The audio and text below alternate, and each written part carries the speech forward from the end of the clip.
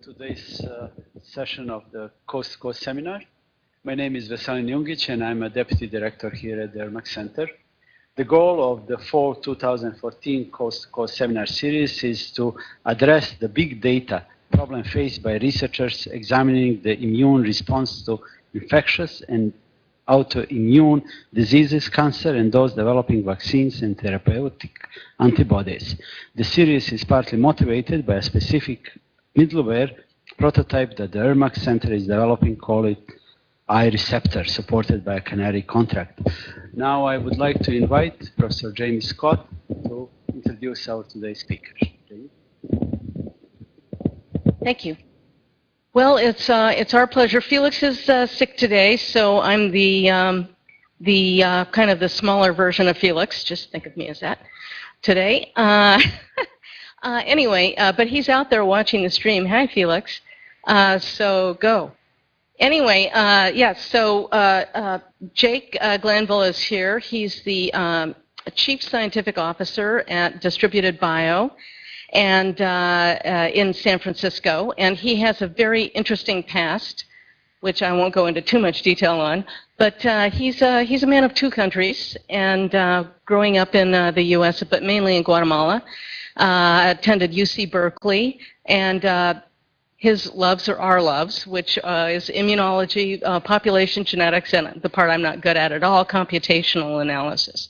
So that's why he's here, and we're very much looking forward to his talk today on productive application of repertoire analysis in vaccinology, oncology, bioengineering, and biomedicine. Thanks. Thank you very much. All right, good morning, everyone. I really appreciate being invited here. It's exciting to see a set of technologies that emerged from relative obscurity just 6 years ago to being ubiquitously applied, and watching an entire community come forward to grapple with how best to interpret the repertoire data with algorithms and practices. What I'm going to do today is describe my experience over the past 6 years, beginning to use repertoire analysis, developing some algorithms, and trying to understand what we thought were the best fit application areas of these technologies. I thought that would be some entertainment for the iRepertoire, or the iRepertoire community in general. So I got my start in this space in 2008, working at Pfizer, where the site I was working at had two different ways of producing antibodies. On one hand, they had mice that they were immunizing, producing hybridomas and extracting antibodies. And they also had a phage display library consisting of 654 individuals that they would pan to recover antibodies as well. If you haven't worked with phage display before, you can think of it as a way of taking an immune system and distilling it down so that it can be a reagent that can be used in the laboratory. The first library I'm going to discuss was basically built in the following way. You took a whole bunch of people, pulled out some of their blood, cut out the genetic elements, determining the heavy chain and light chain diversity, and then stash them onto the surface of filamentous phage, such that you could put, say, 35 billion transformants into a tube. Now, the thing that might surprise you, or certainly surprised some of us at the time, was that if you take the same antigen and pan it against this army of people that have been stored in a bottle, and that same antigen you inject into the humble field mouse, what you end up finding is invariably you get more hits and higher affinity hits from a single mouse than you do from that entire army in the bottle. And what that told us was that there was either a magic trick that life was doing, that it was able to exploit affinity maturation and very weak recruitment of initial receptor affinity, or that there was something wrong with our libraries, that we had made some sort of mistake in our assumptions of building these libraries and we wanted to improve upon them. And up until 2008, we treated both of these systems sort of as black boxes. You put an antigen in, and if you're lucky, you get the antibodies you want out. And we had serology, we had some other sequencing assays, but none of the technology even began to approach the depth necessary to be understanding the underlying diversity dynamics of these systems, which greatly limited our ability to rationally determine how to improve our libraries or how to improve immunizations in vivo. Luckily, it was 2008, and we started getting access to a 454 sequencing instrument. And I had been building a series of algorithms to help interpret the immune system response, at the time just for the Sanger's throughput that Pfizer was producing, but it turned out those algorithms were well adapted towards interpreting high throughput sequencing. So we got to apply the high-throughput sequencing technology to both of these systems to try to determine how could we get better types of responses. This was an engineering question, right? It was very practical. I wanted more antibodies, higher affinity, better epitopes. But in the process, we ended up discovering a bunch of really powerful things about how to engineer better responses of the immune system and how certain types of constraints of an immune system might lead to failure. This was the results of that first experiment. We ran one 454 run, and we immediately produced more antibodies than had ever been produced in any other experiment of human antibodies displayed on phage. Right away, we suddenly had ultra-high resolution of sort of a Zimlin plot, so positional specific amino acid frequencies in both the CDRs, CDR3s of our repertoire, as well as the positional amino acid frequency, the somatic hypermutation profiles of every V gene. Essentially design criteria that we could use to produce better libraries. We also had the ability to sequence our distilled 654 people in a library format, and then after panning against a large number of antigens. And through a subtractive analysis, this gave us a whole bunch of engineering criteria right away to tell us that certain types of pairs of heavy chains and light chains were better suited, at least on filamentous phage, to pull out antibodies. So it told us right away some of the reasons why our libraries could have been built better had we realized the constraints that were causing just loss at every step, bottlenecking of effective diversity. You're going to see this kind of analysis show up over and over again in my talk, sequencing something at great depth before and after a selective pressure to identify what survives and gets pushed through. This is an old technique. Really, this goes back to population genetics. But now we have the technology to apply the question in mass to repertoires. The big problem with our libraries turned out to be these large populations of expanded clones. And that is that when I looked in our library, so this is 5 replicates, and each time we sequenced the library quite deeply, and each one of these dots represents a clone and the frequency that we saw that clone. And what you can see is right up at the top here, these 3 clones, each one is about 1% of our entire library. So I have 35 billion transformants. We spent all this time building this beautiful library, and it turns out you've got 3 clones that are wasting 3% of your entire library. And as you go down this list, the clones get rarer, but there are more of them. And if you start summing backwards, you realize a tremendous amount of your library has been wasted on, most of the seats of the table have been wasted on useless redundancy. And that's because even though you got blood from lots of people, when we start looking at repertoires, we realize that expanded plasmablasts and just expanded cells in the memory end up occupying a tremendous amount of space. And if you want to build a better library, you're going to have to find some way to weed out this redundancy so you have more opportunities to produce more diversity. Here, we thought we had a 35 billion member library. It turns out it was probably 100-fold less diverse than we thought because of this diversity constraint. So as soon as we completed that experiment, it became clear to us there were sort of many different cool ways we could go forward with this technology. I'm going to discuss a couple of them today.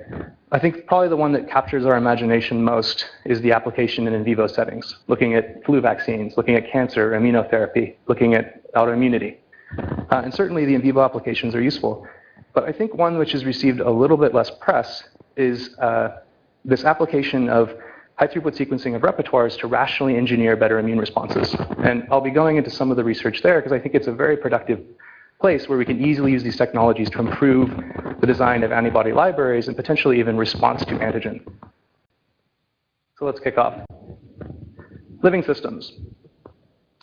The first thing that happens when you sequence a repertoire, you get back all these antibodies and you get really pumped. And you want to start looking at all the lineages and the antibodies. But when you start looking for relationships between your sequences, what you instead get is a disgusting hairball. And the problem here, each dot represents an antibody. The problem is that every antibody looks a little bit like every other antibody. They're homologous proteins. And so what you'd really like to be able to do is have a mathematically disciplined method to parse out the diversity into a set of discrete lineages. This would allow you then to go focus on your most expanded lineages, if you're looking at immunization, or it would allow you to normalize them out if you're trying to understand, say, genetic bias underlying V gene selection in the in vivo system. But how do you do that? How do you make sure you don't screw up that process? I found a way to do this in the process of sequencing identical twins. And so what I'm showing you here is we took sets of blood where we took replicate blood samples from within individuals and replicate blood samples we compare across individuals. You sequence the hell out of each one of these samples, and then what you do is for each sample, sample A, you basically ask, what's the closest antibody that has the same V, the same J, and the same CDR3 length? How many mutations would I need to get over to the next closest antibody in the other sample? And what you find is that when I do this within a person, I find a bunch of their antibodies end up being nearly identical between the two replicates. And then there's sort of this bimodal drop-off and then another distribution. Whereas when I perform this test across people, even across identical twins, so A1 and A2 are twins, B1 and B2 are twins, and I do cross comparisons against people that are not twins, you basically don't find identical antibodies. That's telling you that even identical twins are not really producing an appreciable number of identical antibodies, which is frustrating if you think about how you're going to start comparing flu vaccine responses, although there are some solutions. But what it does do that's nice is it says if I create a cutoff right here, if I look at things and I look at two antibodies and I find that there are one or two nucleotide changes in CDRH3, it means that they pretty much have to be coming from the same affinity maturation landscape rather than from an independent clone. And so it gives us a criteria to use single linkage to be able to perform affinity maturation tracing of the repertoire. This is the full method. You essentially basically take that cutoff, and that cutoff is a function of depth to some degree. So the depth that you reach ends up determining what the appropriate cutoff is for reliable affinity maturation lineage tracing. That tells you the membership that belongs in the tree, and then you come over, and now if you stop ignoring the V gene and the J gene variation, you now use that and isotypes information to construct the topology of that tree. And this is pretty exciting stuff, because now you basically can reliably reconstruct the affinity maturation, the cellular fate tracing of every affinity maturation process happening in vivo in mass. We can look at the originating clone and track every one of the members. And I'll show you some software that automates this in mass and some application space where you can play it out. So what you're seeing up here is basically an HIV expanded lineage starting from a single clone, ultra deep sequence. So we can see all the different ways that the tree expands, but it's not a single kind of preferred process. There's a large bushiness to the exploration of possible affinity maturation that happens in vivo. That's how our living algorithm works. We applied this in a couple areas. In 2011, I took advantage of the fact that I could find these lineages and collapse them to start getting rid of the fluctuation in the repertoire from expansion of clones and trees. I could get rid of all that, and I could ask a simple question. That is, two twins, are they more similar in their V gene usage compared to unrelated individuals? And it turns out, yes, very strongly so. These are basically those twins pairs I described previously. This is how similar their V gene usage profile was compared to another twin pair. You can see the summarized usage here. What this tells you is that nature is sort of giving you, at birth, a probability function of which you pick, which V genes, D genes, J genes you pick. And that probability function is carrying forward throughout your life in your naive compartment. It gets more messy in the memory compartment. That's pretty exciting, because if you can start identifying abnormalities in the properties of some of these V genes, then, and certain people are using them more than others, then it stands to reason certain people might be higher at risk or better protected just by odds of a larger part of the repertoire being occupied by a protective or liability imposing V gene. We also use the technique, I'm not going to tell you all the ways we've used it. We've used it to trace the clones that are causing the oligoclonal banding in multiple sclerosis patients, and be able to identify them in the periphery and see that they're performing ectopic germinal centers in the central nervous system during expansion. So there's a number of ways you can use the cell fate tracing to your advantage. The one thing I'm going to talk a little bit about is vaccine applications. So this is the vaccine fairy tale that we all know and love. It's flu season, and you're unprotected. But don't worry. You can run to your local drugstore. They will shoot you up. Oh, good God, what happened? Oh. All right, never mind. Here we go. Boom, you're unprotected. You run to your local drugstore. They shoot you up with the vaccine. Your body is flooded with protective antibodies, and you will live happily ever after. Unfortunately, even though that's sort of what we've all been told, that actually only represents a small part of the full vaccination experience. This is actually a large amount of hemagglutination inhibition assay data from a cohort developed at Stanford called the Ellison data set. What it tells you is you walk in the door and you're protected about half the time before you get the shot. And even if you're unprotected, there's not really a guarantee you're going to seroconvert after receiving the vaccination. It's confusing, and it changes somewhat year to year, even within an individual. And the truth is we don't know why there's sometimes a failure. Why you walk in, you receive the shot, but you don't receive a response. The thing we do know is that the elderly and the young are the two people that are most vulnerable to fail to seroconvert. And these are also the two populations which are at greatest risk of adverse consequences when they fail to seroconvert. So we looked at this and we thought, well, why don't we point the shiny new technologies at the immune system, monitor the process of immune memory storage and tried to understand some of the features, the criteria of successful memory storage in vaccination from year to year. In this particular story, we is Scott Boyd, the Human Immune Monitoring Center, and Mark Davis from Stanford University. So they had collected this lovely cohort of 27 individuals that come in year after year to get vaccinated. And we sequenced them quite deeply using both genomic primers and cDNA oriented primers that were able to track the isotype on the reads at time point 0, day 7, and day 28 for 2 years in a row. That is depressing. Right. Yeah, okay. So if we had seen this, what you would have seen was an incredibly beautiful display of, we were able to take about 70,000 lineages that we'd have produced across these individuals over the 2 years. And we were able to trace the affinity maturation state, and using parsimony, we could say which clones had to have been recovered from the year's previous memory because it appeared in the lineage with other members, right? So it basically, you found that lineage expanded in the first year, and by the second year, it had re-expanded from some member that had appeared previously. So by parsimony, like that thing could not have reappeared by random chance. It has to have been stored in memory over long term. And one of our major surprise findings was that there was an unanticipated important role of IgM, CD27 positive affinity matured IgM as a reservoir of reactivated memory.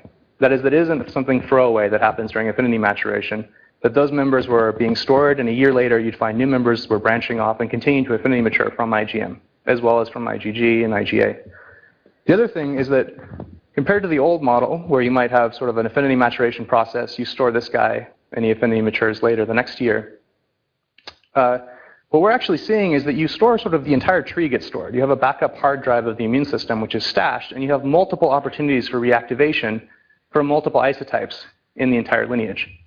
And if you look at this, you think, okay, well, of course I want the thing on the right. It's much more powerful because that protects me from a certain mutation sort of giving me a dead end on my tree. I have many different affinity maturation states, and I have multiple isotypes. So of course I'd like to store some of my long-term memory in IgM because I have more opportunities to class switch in different ways given changing exposure to the viral or whatever my pathogen is I'm confronted with. I wish you'd been able to see the data because it was quite lovely. All right, so that's an application. I think there's many continued applications in vaccine space because we can start to apply these methods to track the number of clones, the amount of affinity maturation, the amount of class switch, basically all criteria that we didn't have access to with serology, and we can use now to monitor our adjuvanting, our stimulation of the antigen, and so forth. One thing it doesn't give you is phenotype. So one of the major limitations of these techniques is you end up tracking all these trees, but you've lost the cell in many cases. And there's been a concerted effort to try to gather that back. Now, we have things like mass cytometry that can allow us to, or flow cytometry, to manage complex phenotypes. But my problem with mass cytometry is that it lacks the thing I care about the most, which is the receptor, that unique barcode I can use to perform fate tracing. So in the last year, this is in T-cell receptor space, but I think you just heard from George Giorgio's group has some very elegant work in the B-cell receptor space as well. We developed a methodology to do single-cell sequencing and phenotyping in T-cell receptors. The technology is pretty straightforward. What you're doing is essentially a high-throughput RT followed by amplicon generation in the receptor space and also in a panel of, say, 50 different phenotypic markers. So the single cells are being dropped in 96-well plates, and you have a mixture of primers which are going to amplify FOXP3 or TBET or some interferon gamma if the transcript's available in that cell.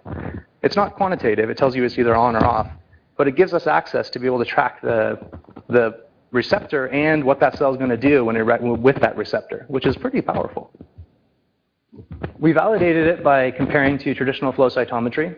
So by separating by TNF alpha and then comparing our panel, we could find a tremendous separation of the phenotypic property here at the sequencing level compared to a traditional marker. And so I'm showing two of these. They're all available in the publication. You can take a look. The technology works pretty well. And we were a little worried there may be some latency between the availability of the transcript and the availability of the protein. But in most cases, it seemed like we had clean separation, and we can now do something you couldn't do on flow at the single cell level. This is an example of an application. This is taking a bunch of cells inside of a tumor. So what you're looking at in green is sort of a principal component projection of healthy T cells. Down here, this is tumor cells. And you can see that they occupy a subset of the phenotypic space available to you in the tumor infiltrating, or the healthy T cells. And upon stimulation, they concentrate even further. We're able to see all the cells, which is something you could do, say, with Fluidigm. But in addition, we're able to track the individual clones and watch them transition through the phenotypic landscape. This is pretty exciting for us. We're starting to apply it at looking at oral immunotherapy, looking at more cancer, pretty much anywhere where you're kind of wondering, okay, this is what the cell recognizes, but what's it going to do about it? And I think that's a cool new expansion of the application of high-throughput sequencing, is ultimately associating with the fundamental phenotypes that those B cells carry with them, or T cells. All right, so there are many other applications here, and I think that the technology, I think we're still coming to grapple with all the ways we can use this. I've showed you a couple short stories. What I'd like to do now is transition a little bit away from the in vivo work and describe that second part of that problem, which is me looking at that annoying little mouse that was out competing that massive library and try to figure out, can we use high-throughput sequencing as an engineering resource to extract rational rules of repertoire optimization? That is, can we have the hubris to stare into the face of nature and improve upon it using these technologies at a depth finally sufficient to be able to extract statistically meaningful engineering principles? Yeah. I guess before I transition, I kind of get irritated when people show up at talks and advertise, so I'm not going to do much of that. But I would like to show you sort of what we're doing at Distributed Bio is trying to build a platform that democratizes the facile repertoire exploration. So this is essentially, it's like a Gmail for the repertoire. It provides collections. There's my blood. I'm going into it. It provides a mechanism to upload Sanger, MySeq, HiSeq, IonTorrent, 454, what have you, pretty much any platform.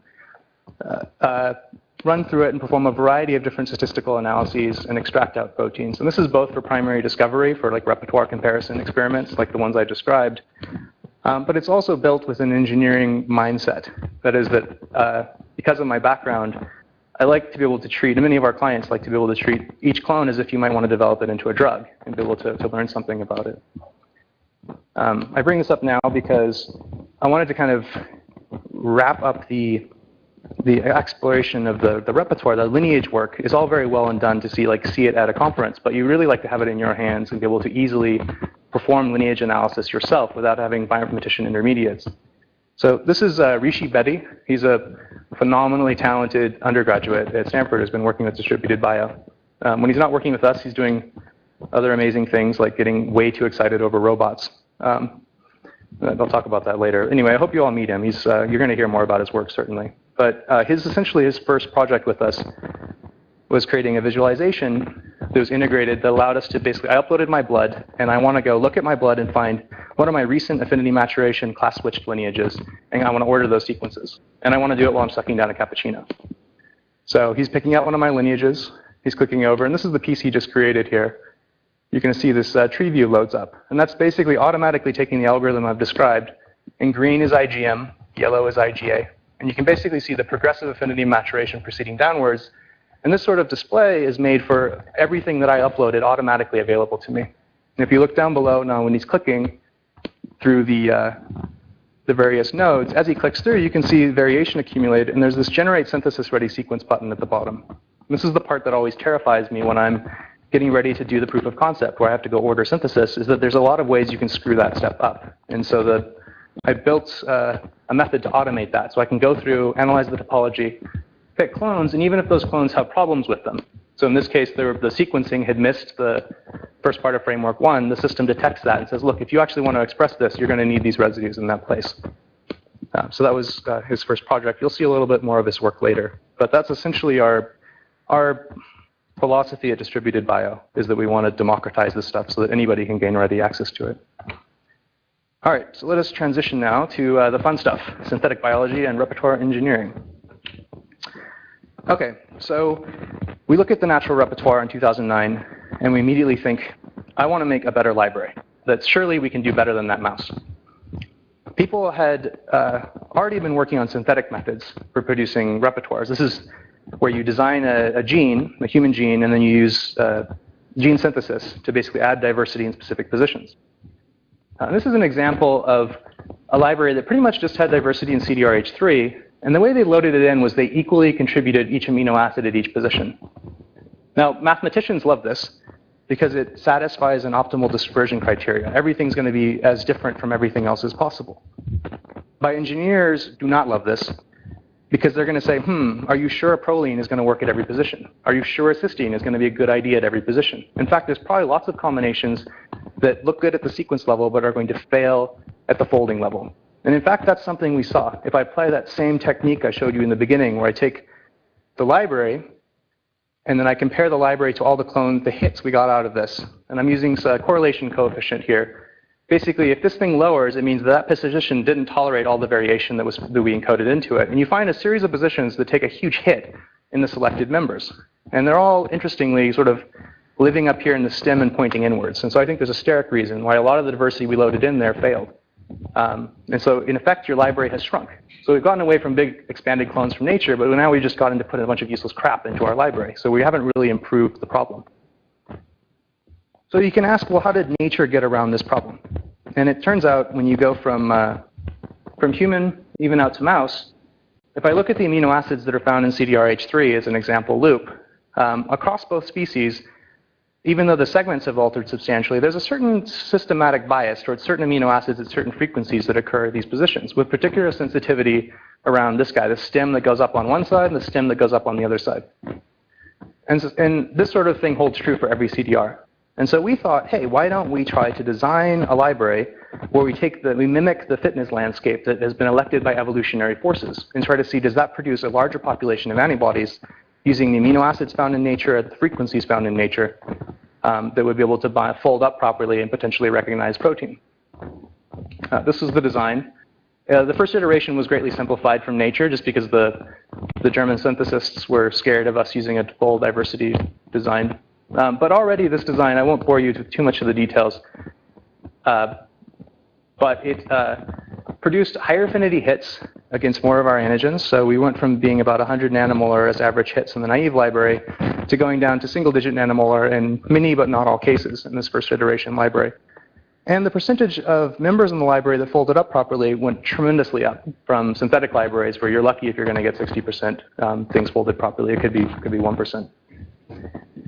This basically told us that the initial principle was correct, that we could manipulate the amino acid frequencies in a synthetic library, but have the advantages of the synthetic library, and that there's no expansion of clones from nature against antigens that we don't care about built in, so we get a more diverse pool.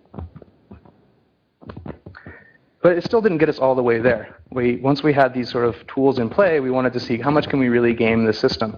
And a really exciting application would to try to see if we can catch up with the mouse. In order to catch up with the mouse, we need a way to be able to perform affinity maturation the way the mouse does, right? The reason the mouse produced those high affinity hits was we put the antigen in, and it starts affinity maturing itself. So within a week, it's got a bunch of high affinity receptors, whereas in the library, even though it's 35 billion members, it's trapped. And so we need some way to pre-compute that diversity and encode it effectively. Is there some way we can do that? So just for perspective, if I were to produce this molecule in Pfizer or some other company, you start off with some hit, it's got some binding affinity, and you've got some work to do. You have to start working on affinity maturing it for weeks or months in the lab. Then you have to perform this biochemical liability elimination where you remove acid hydrolysis sites and deamination sites. Germline the residues that might have mutated. Then you have to go fix any sort of weird binding behavior that may have emerged. And then finally, if you're lucky, in 6 months, you'll have a resulting molecule. Now that's great. That's a testament to our success as bioengineers that we're able to do this. But before we start patting ourselves on the back too much, I always like to, again, compare myself back to nature. So I mentioned it takes 6 to 12 months for this process to happen. If the same day you were about to start that engineering, you stubbed your toe, what you would find is that your toe in your body in 7 to 14 days would have produced an antibody which was high affinity and basically ready to go as a therapeutic. That is to say that in your body right now is a therapeutic engine which is the envy of the entire pharmaceutical industry. And I want some of that. So, of course, you can ask, well, why can't you just load all the diversity you could possibly need into a library all at once? That seems like the easy answer. And the reason you can't do this is mathematical, or the argument was, that if you put each of 20 amino acids at each position in all of the CDRs, you start running out of space really fast. If you multiply them out, it turns out you can basically tolerate about 8 positions to be randomized before you hit a 10 to the 10 library size. You run out of space. And traditionally, people argued, well, okay, then we can't possibly explore all the diversity at once, so let's just explore one CDR at a time, and then we'll combine those mutations together.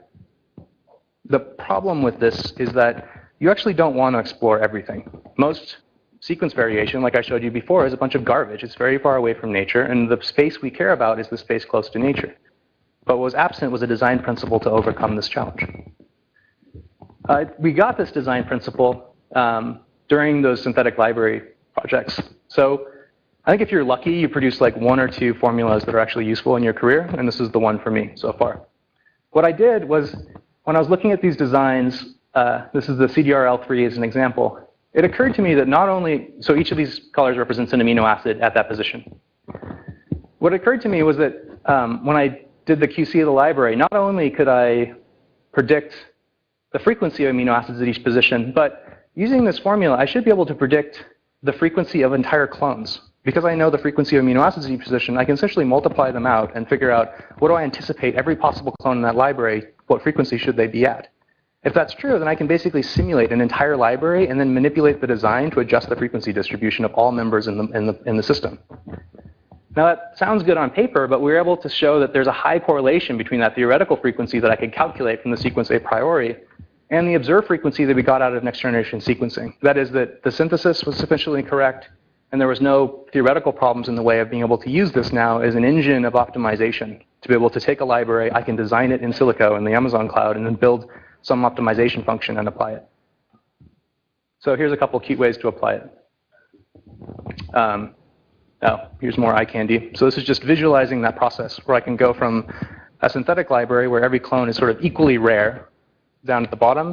And we can begin to sort of tweak the design to encourage certain amino acids over others. And as you do that, you'll end up basically creating a mountain in sequence space of high enriched, higher frequency clones that are going to emerge as a function of your design.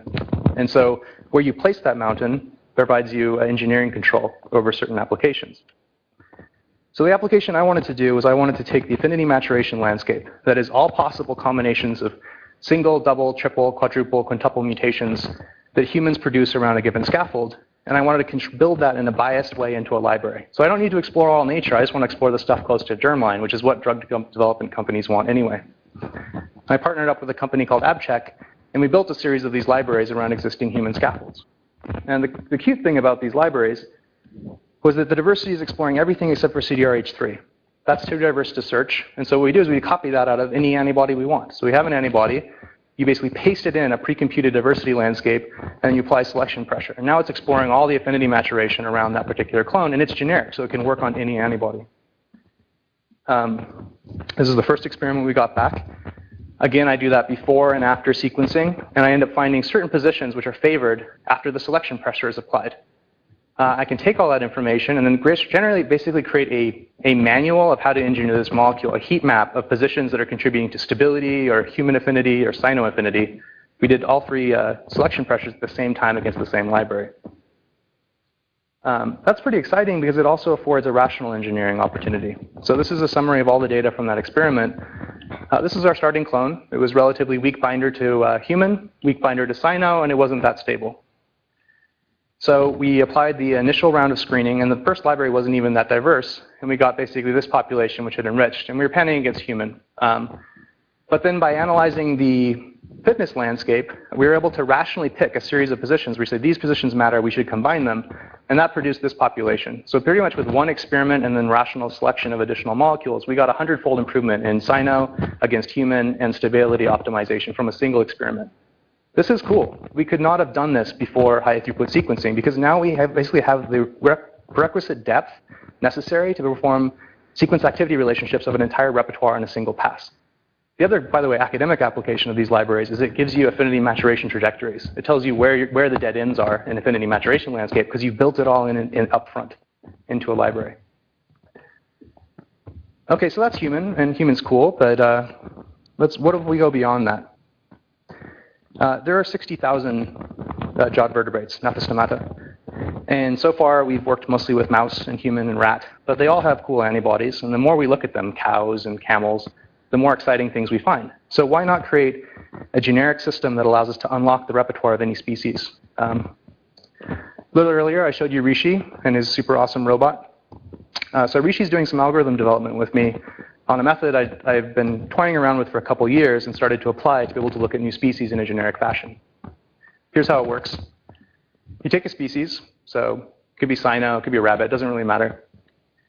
And you use 5' race or some method to be able to extract all its repertoire. 5' race is nice because you just need one primer to be able to get enough of the repertoire to perform this experiment. So now you have all these antibodies, but IMGT doesn't need to know anything about the segments. We're going to discover them directly from the primary repertoire without screwing around with waiting for genomes to come through. In fact, it's better than genome because genome sequencing doesn't tell you whether the segments are functional or not. We have a whole bunch of segments that were found in IMGT that are actually never utilized in humans. This gives you direct access to the functional repertoire directly.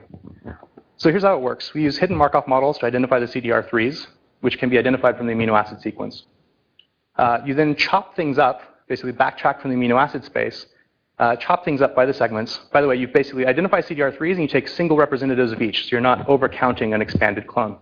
That's really important, otherwise you're going to think you see a V gene, and it's actually just some tremendous, the chicken shoved its toe, whatever. You then chop up these segments and you perform a clustering exercise on the segments. So basically, segments that are found lots of times in lots of different antibodies are going to appear as these big dominant central nodes. Those members are then pulled up. You can do frequency ranking, and if we have a reference genome, we can then map back to the reference genome to see how well we did. So what I'm going to show you right now is the human result. I'm going to go ahead and zoom in on it so you can see it a little better, what you're looking at. So this is human patient 091. This is basically all of their repertoire. We've done humans because we have a control that we can, this is our benchmark. We can go back to human, we can go back to mouse. With sonologous monkey, we have a genomic reference, and then we're doing new species where we don't have any reference. What you're seeing here is that each one of these dots represents a V segment, and the circle size represents how often it was encountered in different clones in the novel species. Green means it was 100% identical to an IMGT germline. Yellow means there was one mutation away, and orange means there was 2 mutations away. And so you can see already by eyes what our algorithm, our graph theory, is applying directly.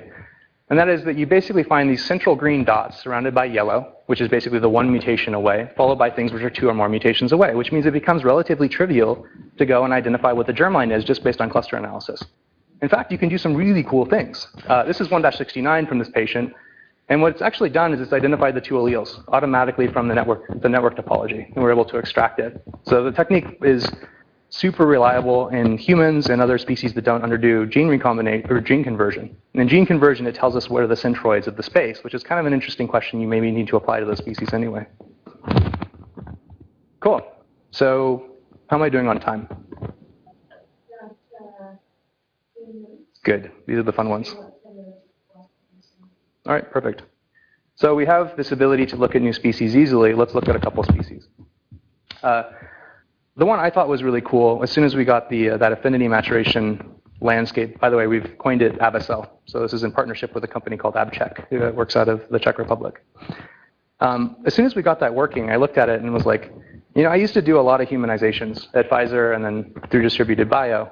And the truth is, once you've done 100 humanizations, you've kind of done them all. They get a bit boring. So wouldn't it be sweet if we could pre-compute a landscape to perform mass humanization of an entire species into another species at once, right? So we could take a mouse, or in this case a rabbit, and we can basically design the bimodal fitness landscape into a library of the amino acid frequencies into adopted scaffolds. This has the advantage of working like a transgenic organism. I could immunize my rabbit, produce a bunch of great hits, transfer it into a scaffold which will basically search the humanization space to be able to automatically humanize all the numbers that come out. Except that it's going to work like a transgenic animal, but there will never be mutations in the frameworks you need to correct, and we can engineer into the library. We can be greedy and remove biochemical liabilities and other biochemical problems. So this library has been built. The rabbits have been immunized, and we're performing the transfers as we speak. Unfortunately, I don't have data for you yet, but the numbers they have to work. Typical humanizations, you're looking at a few thousand possible affinity maturation variants, where according to the number of lineages we see emerging after immunizations in a rabbit, we're expecting to get about basically 1 million shots on goal for every one of the humanizations. And I think we should be able to humanize the vast majority of the responding repertoire every single time we immunize one of these organisms. So that's sexy. This is something I'm looking forward to. I can't prove it works yet, but stay tuned. Another one, which is a little bit further along, and I think I promised one of you I was going to talk about, is maximum dispersion libraries. So now we have this ability to build the fitness landscape. You can ask yourself, do we really have to copy exactly what nature used? Or can we toggle that dial a little bit to use the same amino acids at the same positions, but maybe change their frequencies to disperse the library further out than what nature built, right? Because we as drug developers have different goals than what my body has. My body's goal is to respond really quickly, get whatever it is to go away, and then store some stuff in memory. Whereas a drug developer, I want a really diverse library that can stash and produce a bunch of therapeutics that can be stored, in the back of a pickup truck in the middle of Africa and not fall apart. So can we build a better library than nature has given us? This is a particularly fun application because it's a single domain library. These come from camelids. So camels, llamas, and alpacas, also convergently sharks, produce an antibody which has just a heavy chain. There's no light chain associated with it. And they have normal repertoire too, but it looks like these chains may give them advantages towards targeting certain types of privileged epitopes. The other advantage for therapeutics people get all excited about is that they're just small enough to be able to do some things that normal antibodies can't do easily. And the classic example is if you have wet AMD, macular degeneration, the traditional therapies right now include, the doctor basically goes, just please stare forward and don't blink, we're going to stab you in the eye with a needle. And you go do that pretty frequently. It's nasty business. These domains are small enough that you could use eye drops instead. That's the argument for them. They're also nice reagents. They're on one protein and so forth. The problem is the collection leaves something to be desired. So this was done work with a company called Isagenica. This is not their slide, so this is not exactly how they describe their process. But essentially what you do is you go and you catch yourself a llama. You've got to catch a llama. Pull out its blood, and even if you get a large amount of blood from a llama, you're not actually going to get that many unique heavy chains to work with. But that's traditionally how these libraries have been built. And this was a major problem for Isagenica because they had this super deluxe sys-display system that could produce like a 10 to the 13 library. But there's really no point in having a 10 to the 13 library if you're pulling blood from a llama that's going to give you maybe 1 million different specificities. So they needed to use synthetics just to be able to occupy the space appropriately in their library. Otherwise, what's the point?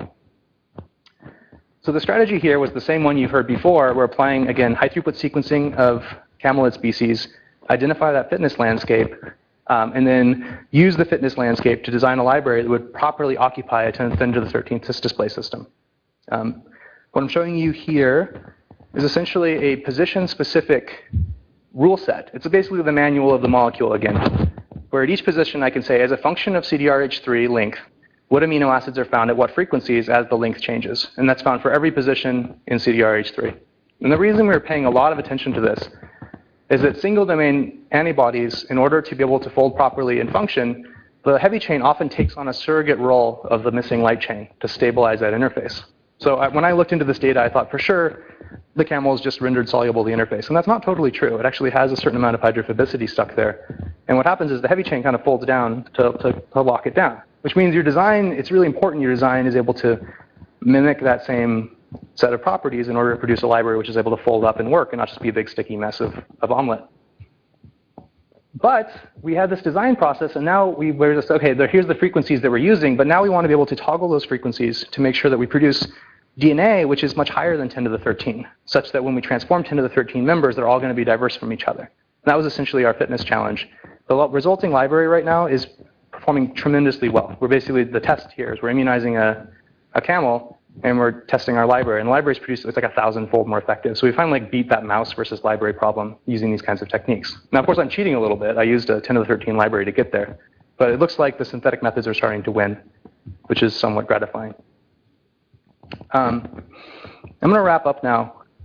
So far, I've just been describing kind of the last 6 years of how we've been applying these technologies to help us monitor immune systems at unprecedented resolution, and also use these techniques to be able to engineer molecules, produce better therapeutics. And I've kind of been positioning it as a either or, but what I'd like to kind of leave you with is the idea, maybe it doesn't have to be a separate class of activities. Maybe ultimately the goal here is to be able to take synthetic optimization methods and apply them in vivo to force selective types of immune responses, to engineer immune responses in the vaccine space.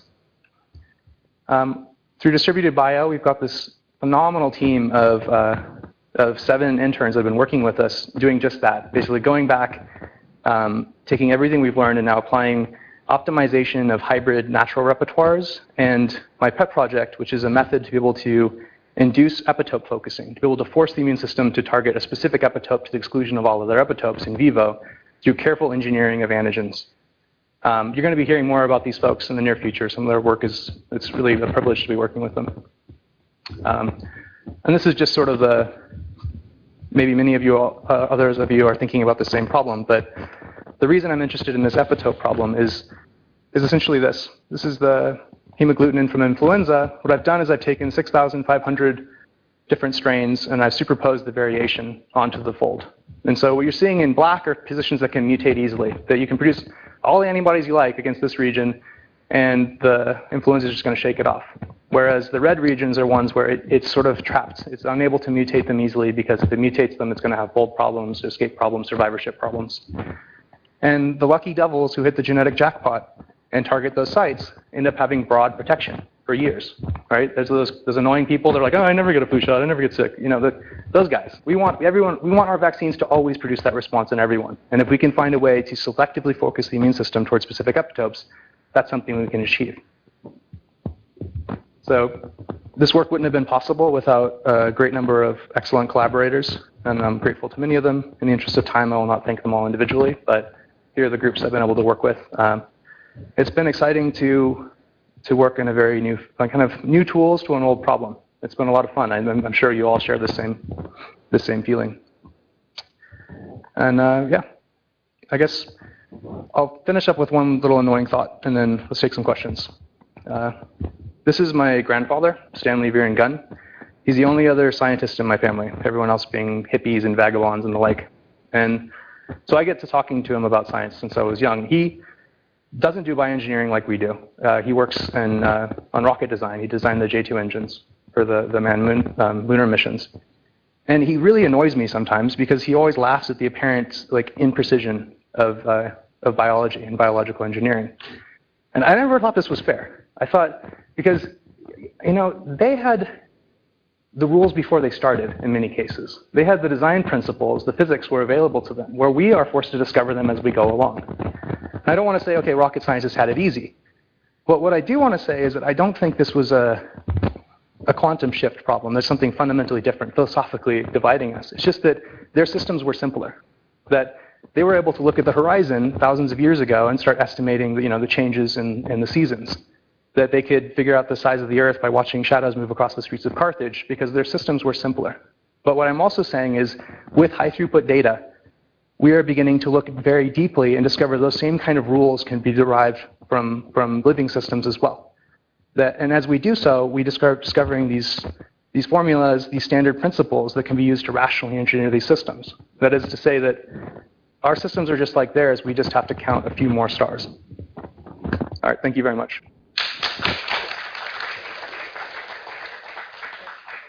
Thank you. So it's time for questions. Should we start with questions from the audience here? Please use the mic because we are. Thanks, Jake. Thank you very much. That's, as usual, very illuminating. So, I guess just to kind of throw the easy question at you. So what have you learned about some of the basic tenets of the immune system, some of the early questions about genetics, predetermined sort of immune response? And now that we're in the position of being able to actually count and measure and interpret a lot of this data, do you have any comments on that? So this is I didn't hear the first part. Genetic? I heard genetics. What was the first part? Just sort of some of the historical questions, big questions in immunology. Yeah, so easy. This is one of the weird things that happens to me often is that I end up seeing so much data all the time, I don't even realize when my assumptions based on data differ from what's in the book. And I go back and look at the Janeway every once in a while just to remind myself and be like, what the? No, right? And this is something that a lot of us are going to start experiencing more and more as we see more of the data and we're less reliant on bookology and dogma. So a couple of simple things. One is people aren't making the same antibodies. So anybody who starts polluting the literature talking about getting everybody to produce the same antibody to a vaccine, slap them on the nose. That's not an effective design criteria.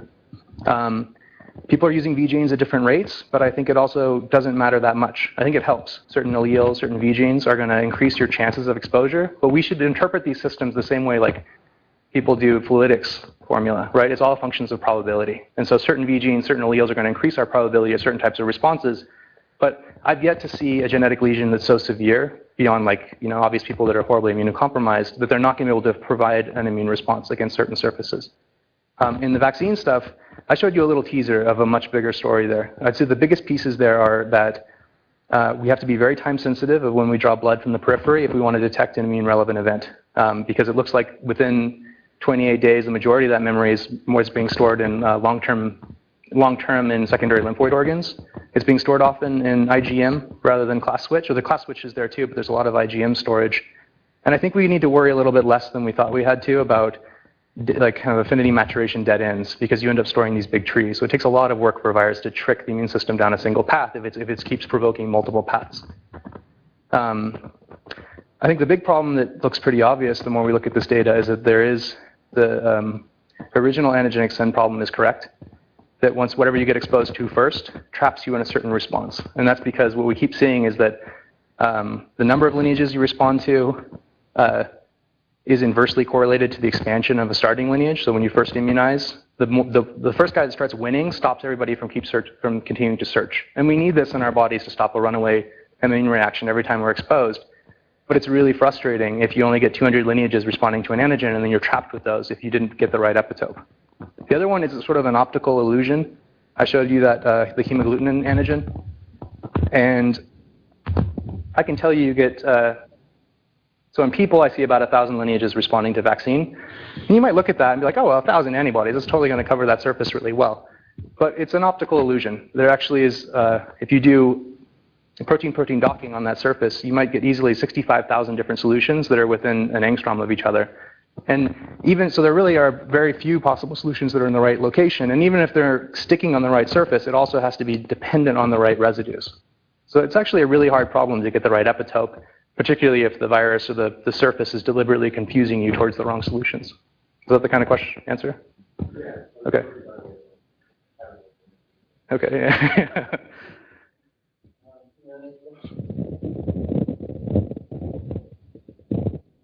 Kind of on the same token here, with it's good you put this up.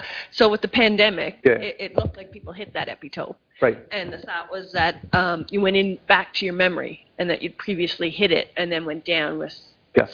You know where I'm going, down a branch with drift. Right. And that the pandemic brought you back to that epitope. Have you had a chance to go back and look at lineages and see if that is the case? So we looked at some of the data from the pandemic year. So what she's referring to is this observation that when swine flu came out, so instead of the virus mutating slowly from year to year, there was suddenly an antigenic shift event, which is that it came out of swine and we basically had a version of the virus that hadn't been around for decades. And what happened after that was that everyone got terrified. Oh my God, we're all going to die. And in fact, what actually happened is a lot of people started getting broadly protected afterwards. And the thinking is that what it did is it got rid of a whole bunch of surfaces, and so it kind of like it unleashed a whole bunch of immune memory that nefarious setup where the losers always win in the immune system, and it unleashed all the memory that no longer could respond to these new sites, but it kept being able to recruit from memory the guys which may have been revoked in memory but kept losing against the right sites. So it basically encouraged the part of memory that was recognizing the right sites and gave them a chance to flourish in the absence of all the competition. I've gone back and looked at some of that. I'm actually doing some work with this character next to you, and we're seeing kind of some surprising stuff on very naive-looking immunizations of a special form that I'll talk about in the future, where it looks like early immunizations might be more egalitarian in the epitopes we reach, and we maybe just be losing over time. And it may be steric functions of a surface, and certain epitopes might be easier to contact multiple times. I don't really have a good explanation for it, but it certainly looks like our immune systems are conspiring against us, and our antigen design needs to be able to kind of overcome that. Speak antigen to the repertoire to find a kind of way to force certain types of desirable outcomes.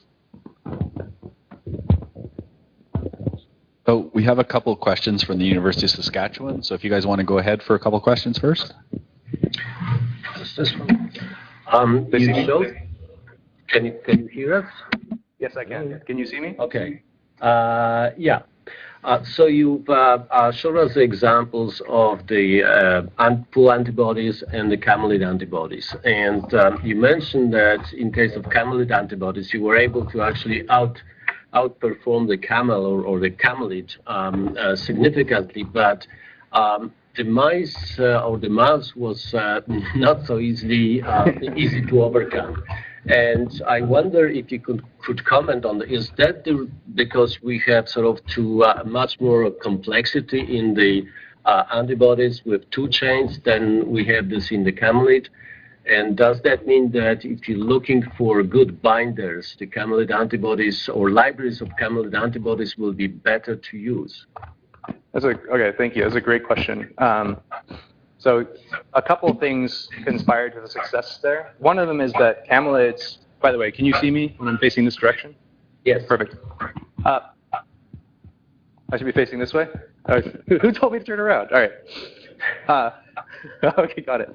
So one of the first things that in a camelid, they have these single domains, but they also have a normal heterodimer population of the repertoire. And the single domains actually represent a small subset.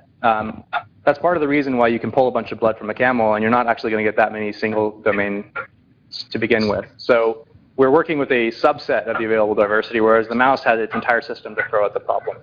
The second is that I think the story is still open a little bit about how much an additional surface is going to, I think the surface has to help, right? The bigger that surface is, the more contact propensity you have and the more sort of a palette you have to work with to affinity mature more sites. It's tricky though. I will tell you that like you look at, from the humanizations, I spent a lot of time looking at how diverse the light chain is. And in humans and mice, there's about 5,000 to 8,000 chains that make up the majority of the active repertoire on the light chain, which tells me the light chain isn't that important. Its job is to not get in the way for initial specificity recognition and to provide a surface for additional affinity maturation. The single domains, we're producing sub-nanomolar binders, hundreds of them after these pannings. So I think a single domain is sufficient to produce a high affinity hit. It's not a prerequisite to have a heterodimer. If I were to guess, if we go back now using an Abicel-like technique with big libraries, we can go back and perform favorably compared to the mouse. The challenge with the mouse, though, is that if you run the numbers, a mouse that maybe only has 1 million or 10 million starting clones still has a ridiculous advantage when it comes to being able to affinity mature them, because you have to calculate out the branch expansion of every one of those starting clones. So it's actually pretty hard to defeat that using a fixed library that isn't able to undergo recombination. And that's the trick we did with Abicel, was that we were able to basically get a bunch of hits and then pretty much reshuffle in. Like if you got 1,000 hits, then you basically reshuffle them into the library, and each library member would get 100 million different new versions exposed with affinity maturations and variants around it. And that outperforms the mouse, but you have to do that 2-stage operation. But great question, thank you. I think Saskatchewan had one more question as well. All right. So have you guys ever looked at multiple phage display rounds over round selection and derived some signatures of what happens at the earlier rounds and what happens at later rounds with respect to cellular HTV length or amino acid frequencies, and we're able to derive some good information out of it for future antibody engineering using libraries? Yeah, that's a super cool question. It's one of my favorite problems. So that classic technique I was describing, where you sequence before and after some sort of selection pressure, turns out to be an incredibly easy and powerful engineering tool. We've taken libraries and done multiple rounds of selection. We've also taken libraries before and after assigning thermal pressure, which is basically heating up the library, and then you use protein A or protein L to find out members that are still folded up properly. You can also use acid selection, urea, a couple other stressors to the system. And when the feedback you get is analogous to what I showed you with Abicel, but now it's showing you what's the changes in amino acid frequencies, which are basically the stabilizing variant or the acid-resistant variant of the library, which will then give you design criteria to build an entire library which is stabilized. Now, to your specific question, where you're asking about multiple rounds, there's a couple things you see. So we did a lot of these replicate studies that have not yet been published, where we took the same person panning the same antigen against the same library multiple times in a row. And what we found is a surprising little amount of overlap. So maybe 10% of the same clones would pop up between the pannings, and otherwise you get similar sets of clones. it could have been somewhat to do with the display. So when we did hyperphage, that we would get better concordance with respect to which clones emerged from our libraries. But there is still a substantial amount of loss. One thing you would find is that if you got a really good hit in one of the pannings, you'd get really good hits in the other panning. And if you got a bunch of terrible hits in one panning, it wasn't like trying panning it a couple more times would give you suddenly a magic hit that you missed. Sort of the act of desperation is not worth it. One bad panning round will just tell you you're going to get more bad panning rounds. We would see signatures, to your question, in the bad panning round. So when you don't get a lot of good hits, so strong selective pressure out of your library, what you start finding is an enrichment of tryptophan. And this is an observation that we weren't the first to identify. Some folks, there's been 20 years of phage work. They started observing that motif consisting of tryptophan followed by 2 or 3 of pretty much any amino acid followed by tryptophan is a signature of plastic binding. And that was something that got generically selected out of our libraries. So there was some ongoing work to try, there's ideas like maybe we could just pan against streptavidin or some of the empty space and then try to engineer around that. That hasn't been done yet, but these are sort of activities you can easily engage going forward. Yes?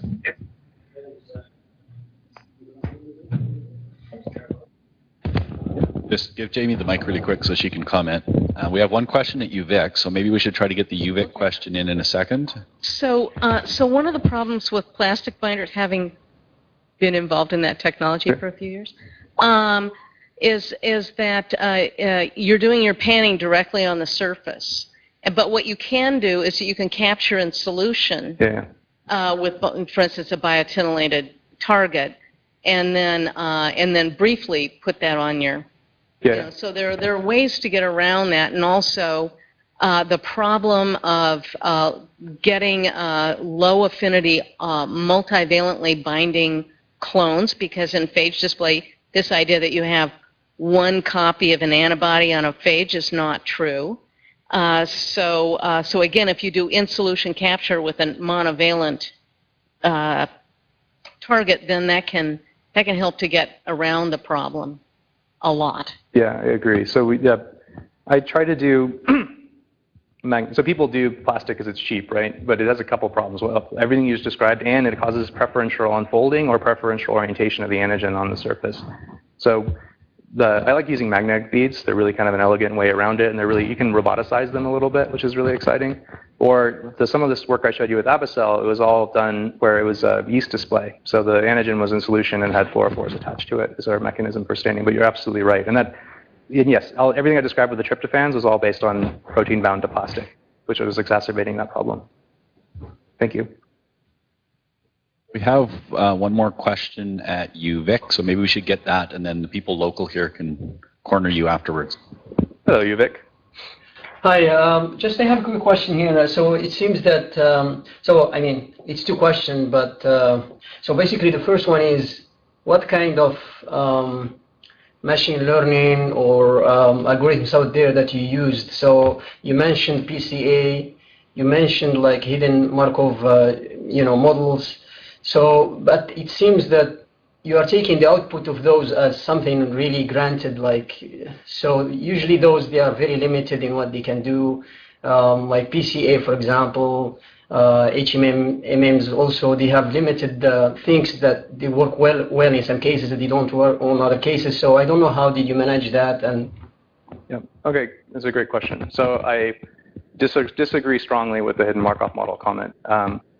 The work that I developed for the hidden Markov models, I think they're actually an ideal informatic framework to interpret immune response, because they are insensitive to some of the fixed requirements of motif-based discovery of segment boundaries. So for those of you who don't work with hidden Markov models, you use them in your phone. So if you're talking to your phone and it hears your voice, it's using basically a conditional way of recognizing a pattern, allowing small errors at any point in that pattern.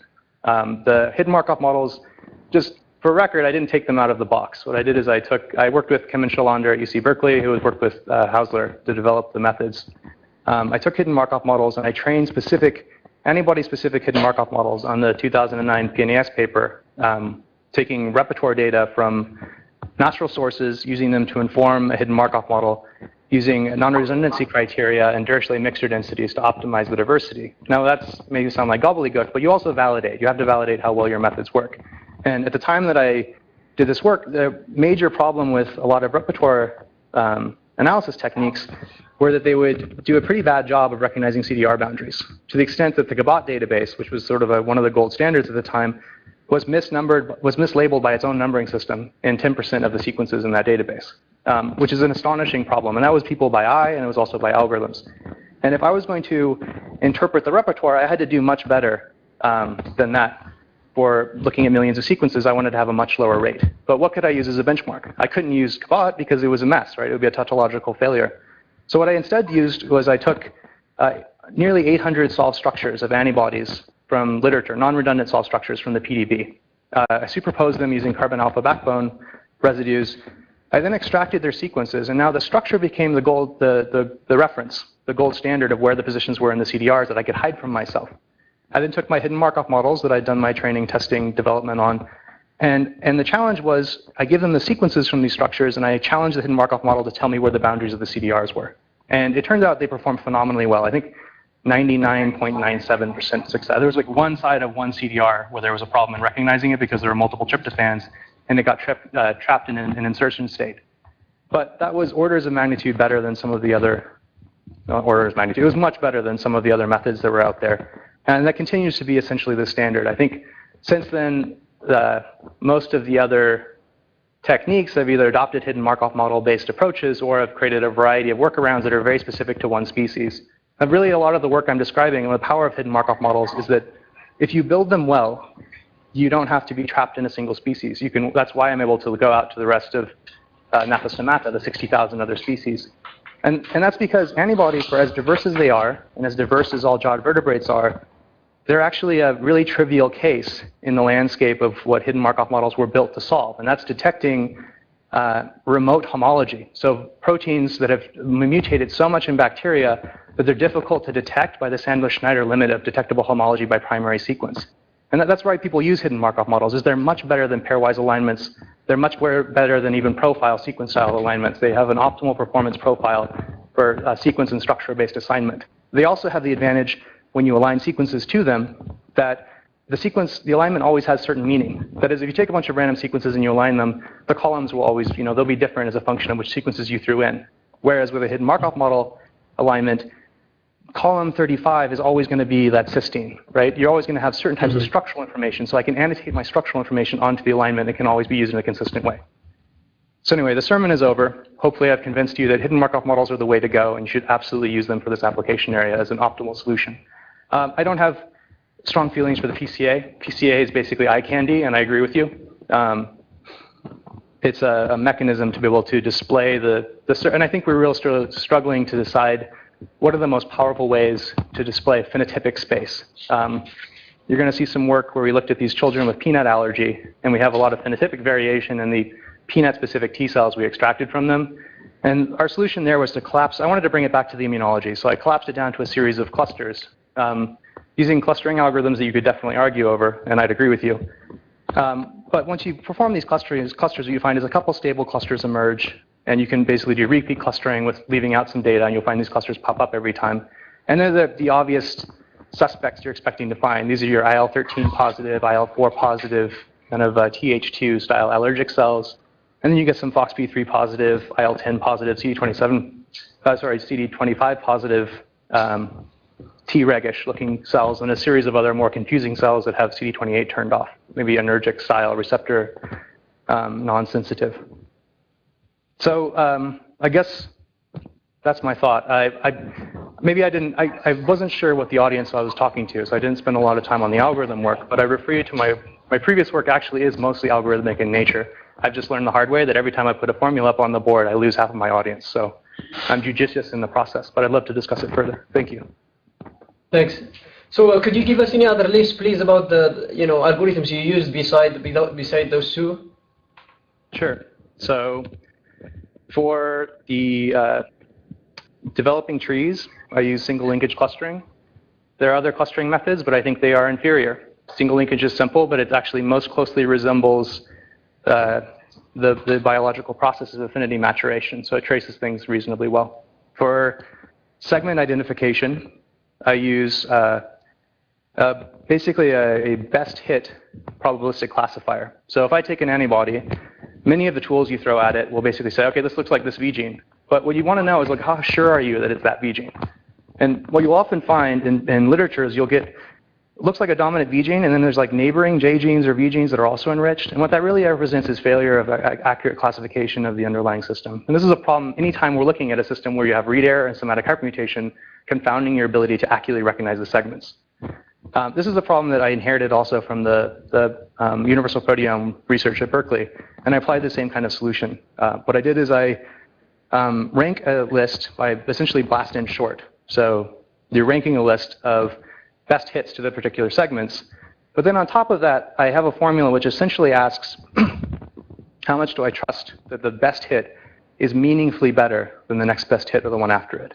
That is, you treat each one as a hypothesis of what it could be, and you want to know, okay, how sure am I that that hypothesis is much more accurate than the ones below it? And that hypothesis is weighted by the alignment length and the number of mismatches that are inherent. So the more mutation in there, the more easily you're confused. The shorter the sequence, the more easily you're confused.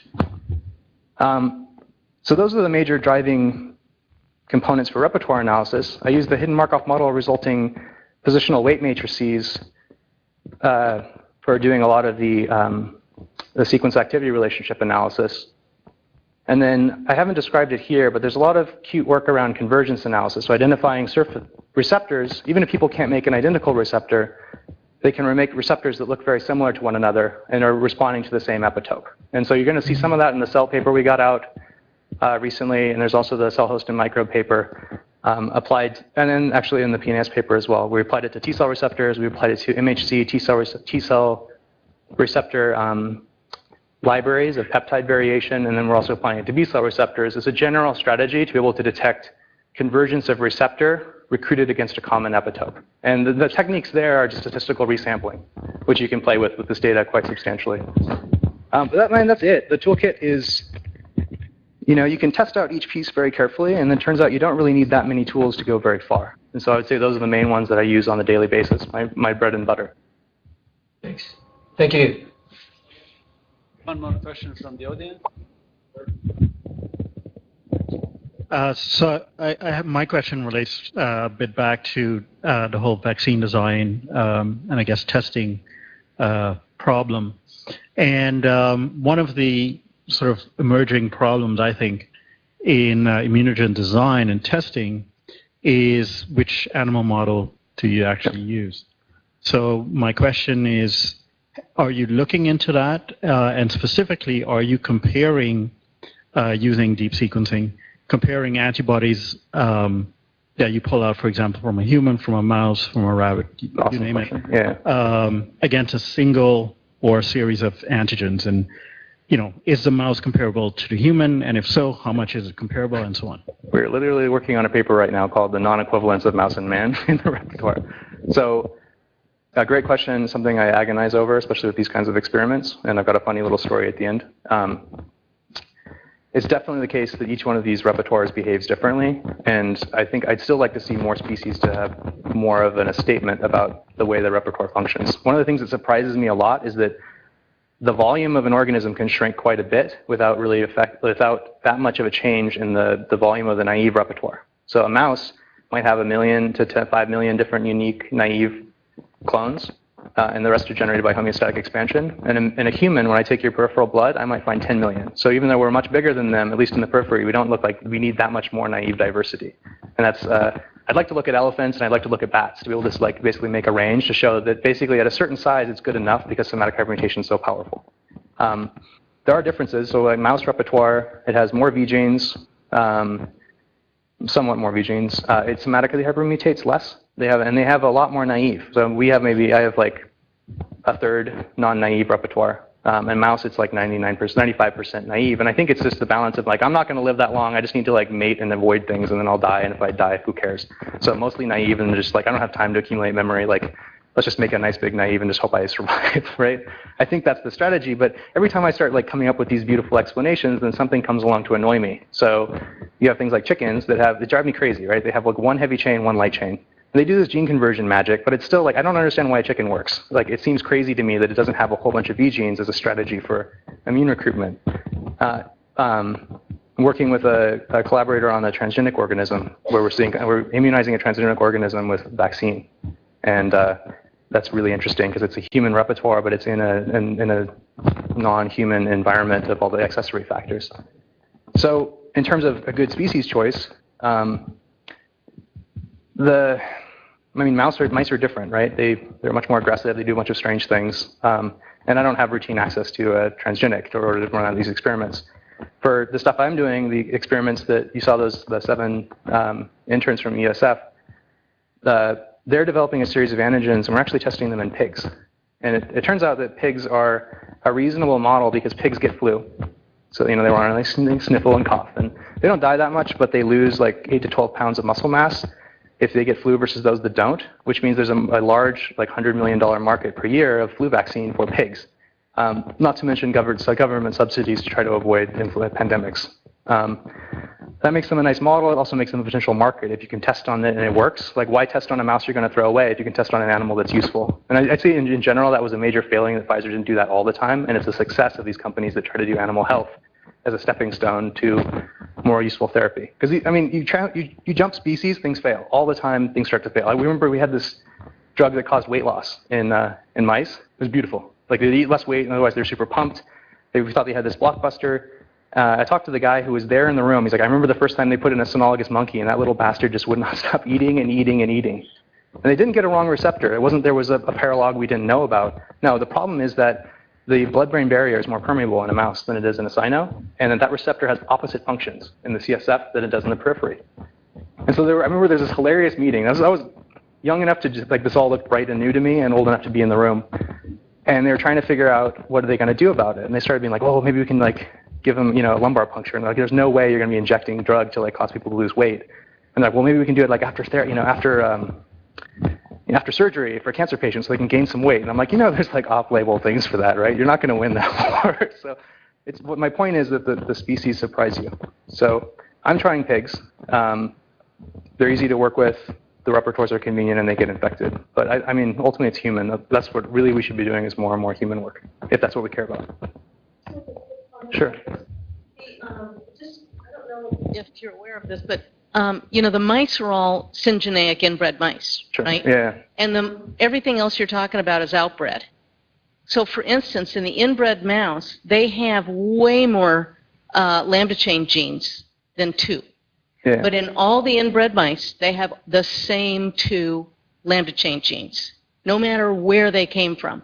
So if you really want to know the mouse, go out and get yourself some wild-caught mice. And then you'll see a very different repertoire, I'm sure. I'd like that. We did a bunch of EAE on a bunch of different models, and the different models respond differently. The one that surprises me is that I've looked at the repertoire of 12 different mouse strains, and some of them are 60 years old, but they've already accumulated variation in the V genes, new alleles that have become fixed in the population. And I don't know if that was just there was more heterogeneity than we knew about 60 years ago, which seems more likely, or that locus is particularly vulnerable to rapid evolution. But you're absolutely right. That would be Coast to coast seminars. Thanks for this hugely interesting discussion. Let us thank our speaker once more. And thank you, Jake. And